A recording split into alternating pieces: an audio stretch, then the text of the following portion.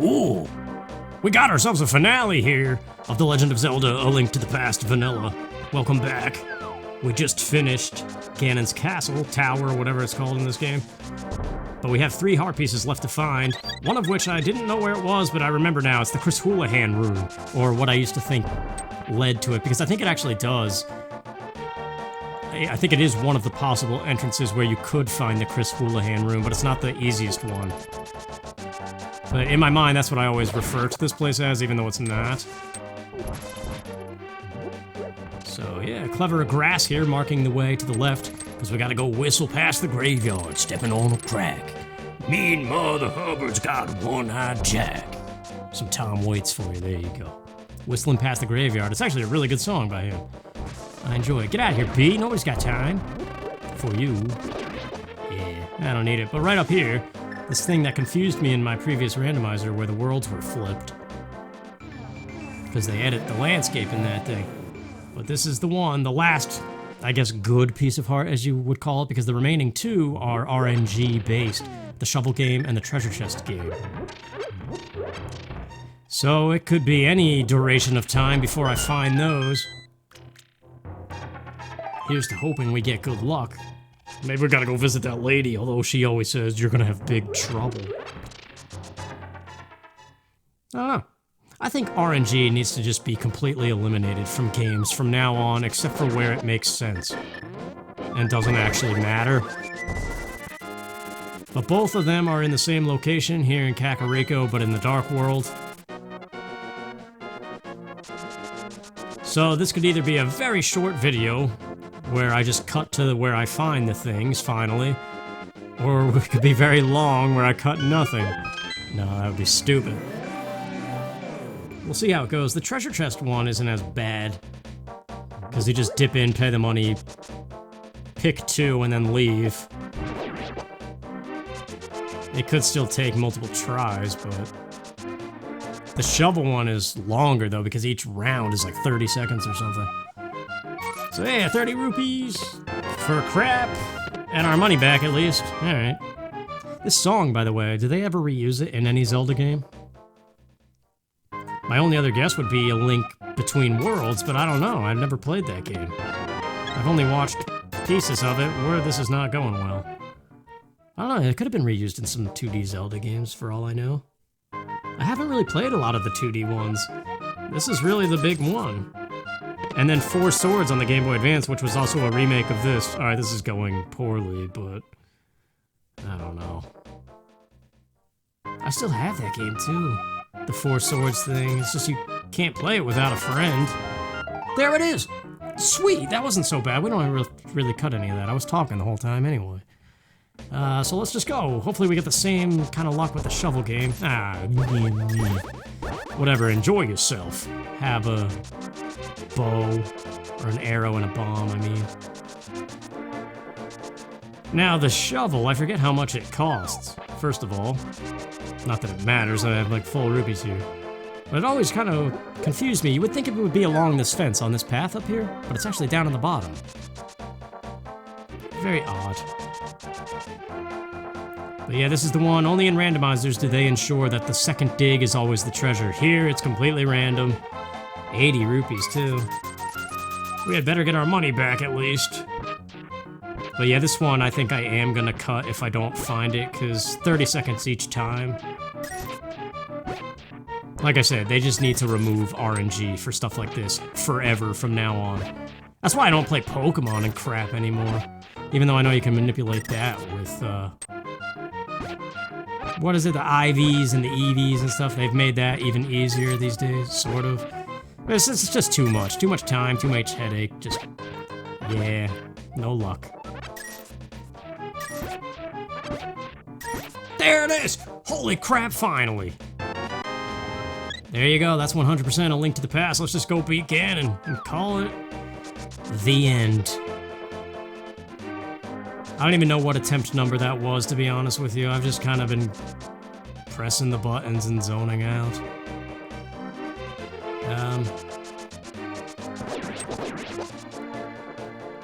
Do we need any potions? We don't need any potions. That's surprising me too. I always talk about how much I use them. I'm telling you, it must be the sprinkling the powder on the anti-fairies. It saves your hide when you would most need a potion.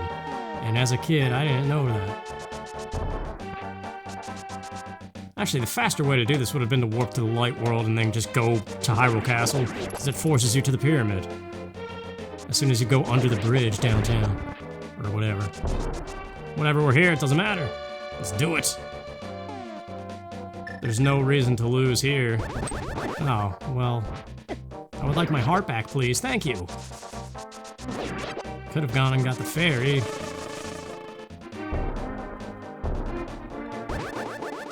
I have fallen in the Ganon fight before. It's surrounded by a hole. The whole perimeter is a broken out floor, so you could fall down and see a room that you would otherwise never see in this game. But here we go, the final boss. Nothing to him, really. Great music, though.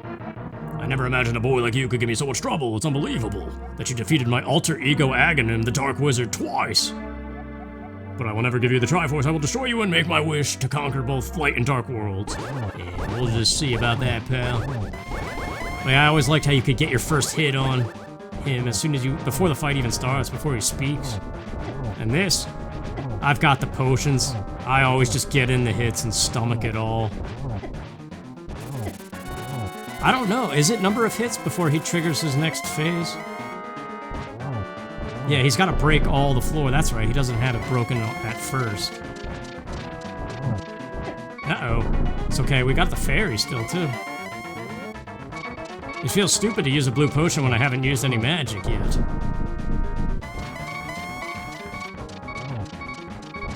There we go, here it comes. You're doing well, lad, but can you break through the secret technique of darkness? Darkness, that was. And guard, on guard, boom. So yeah, now, as soon as the lights are on, hold on, I gotta dodge this. As long as both torches are lit, he is vulnerable to your sword, and then stunned, and then the silver arrows destroy him. You can even get 2 shots off if you're quick. I did it sideways. I'm fumbling all kinds of stupid. Lucky dodge, too. Alright, now I don't mind if I have to drink a blue potion. I almost fell. No, I'm not doing it. I refuse. There it is, we're done. No blue potion needed for the first time ever, I think, in my life. There we go. I always make sure he stands in the middle part here for some reason. It just pleases me. Here comes the fart noise to end the adventure. This is so loud and obtrusive. And now we can't skip any of this because this is vanilla Link to the Past, but I've always enjoyed every moment of what's to come here. I am the essence of the Triforce. The music is amazing. Here, the character parade thing, whatever you want to call it, and the credits especially. The Triforce will grant the wishes of the heart or the mind of the person who touches it. If a person with a good heart touches it, it will make his good wishes come true. But if an evil-hearted person touches it, well, by God, it grants his evil wishes. Are you a good witch or a bad witch? I want a sandwich. The stronger the wish, the more powerful the Triforce's expression of that wish. So if your wish is stupid, it just doesn't care. Ganon's wish was to conquer the world. That wish changed the Golden Land to the Dark World. Well, can't you, like, overrule it as the mystic triangles that you are? Why do you have to obey? Ganon was building up his power here so he could conquer the Light World and make his wish come completely true, not just half-assed true, as some triangles do out there. But now you have totally destroyed Ganon. His Dark World will vanish. The Triforce is waiting for a new owner headed by Fox McCloud. Its golden power is in your hands. Now touch it. With a wish in your heart. Yes, oh, the formation of it is so amazing. Yeah! Wait, Tenet! What a game. I love it every time. And the music, too. The Return of the King. A great film as well. The Chunky King. And the maidens dancing their two-sprite dance. The loyal sage. See, it would say priest, but North American localization that's too religious. I love this music, dude. Every time. And then the bleed into the staff roll. And once again, I have to mention it. Sam Dillard, Zelda Cinematica, track number 14, I believe it is. The Sword That Seals the Darkness. It features this song and the next one, the staff roll. And it's a punch to the gut, man, if this game means anything to you. If you grew up with it. If it reminds you of somebody you care much about. I'm telling you, it's a great arrangement of everything. There's something before it, too, I think, before it bleeds into A Link to the Past, but it is by far the best remix, if you will, arrangement of these two songs that I've ever heard. Your uncle recovers your house, even though our shield is so much more massive.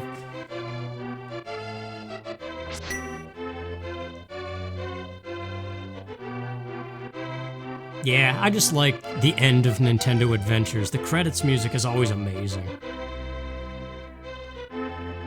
This, Star Fox on the Super Nintendo, Star Fox 64, Mario 64, both Zelda games on the 64.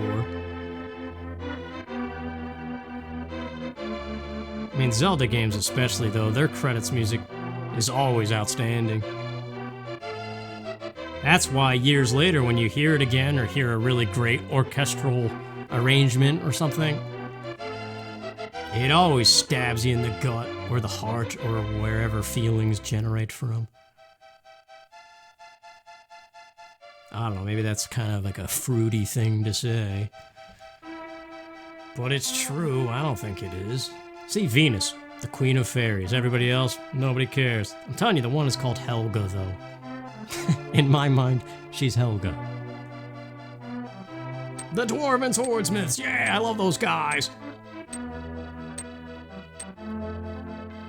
That is one flat loaf of bread. No, it's whatever that smithing pad is.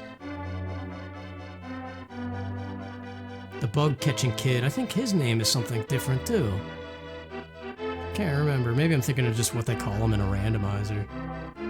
That lady who calls the guards, why is she waving?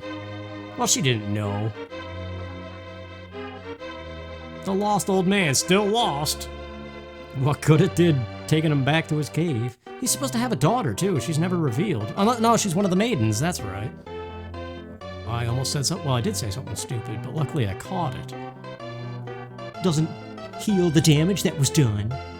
Yeah, well. Oh, I love this part of the music. It just fits him coming out all huffing and puffing, all chunky, as the music gets chunky.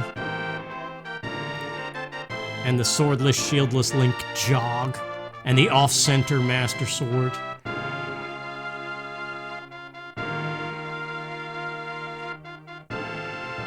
And the Nintendo drums for the finale. Not as dramatic as Ocarina of Time, but it came first, so yeah. And then this is the song that I can't focus on it too hard, because I'll start weeping like a baby. I'm not even ashamed to say it. It's just so freaking good, and it always reminds me of my dad for some reason. Even though my dad is still alive, thank God. But, like, I don't know. I guess maybe it's like the first true gaming memory I had alongside of him, where I kind of knew what I was doing. Like, I watched him, I remember, I always say Metroid on the NES was the first video game I ever saw in my life, because I used to always watch my dad play that, but I was so young, and I didn't really understand that game until later. But this game I kind of could understand better as a child. And, I don't know, it's just kind of like a joint adventure that I remember with my dad. So in a way, this is the very first adventure, if you will, that I ever had with my dad, besides real life. But, yeah. And this song, for some reason, just always brings all of that back up in more ways than words exist to explain it. Because that's why feelings exist. Because they're more powerful than words, and there aren't enough words to describe the array of feelings that one person could possibly feel, even in one given moment. And this song speaks every one of those words that doesn't exist.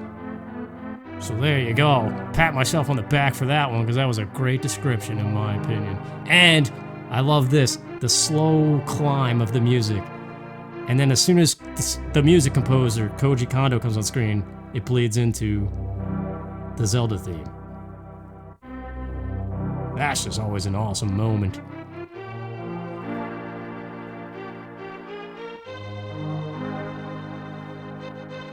Yeah, I stand by. This is the best end credits music. Just the final, not capstone, that's not the right word. It's just the nice closing of an adventure. The song that played before this and this song, I think together they are just the perfect end that make you realize just how great of an adventure you just went on and how great of a game you just played. If only I could have this kind of commentary throughout the entire game, but you know, that's why I play the games, I guess, is for memories like that and these kinds of reasons. The meaning the games hold, I guess, the memories that are associated with it. But when you're playing the game, of course, you're playing the game, so... But here we go. Even though I stopped and came back to it a couple days later, I did use a save state, so I never saved and quit, and I didn't die. I had 2 fairy revivals, Ice Palace and against Mothula, but all of these should be 000s. I know they did edit that in the ports too. If you save and quit, it doesn't rack up your games played, because this is basically the equivalent of a game over in Ocarina of Time, where you get the number on your file then. But yep, we did it. Total games played 0. So that's like 100% best ending. Despite the fairies reviving me in those 2 instances. But there you go. That is The Legend of Zelda, A Link to the Past. Not random at all.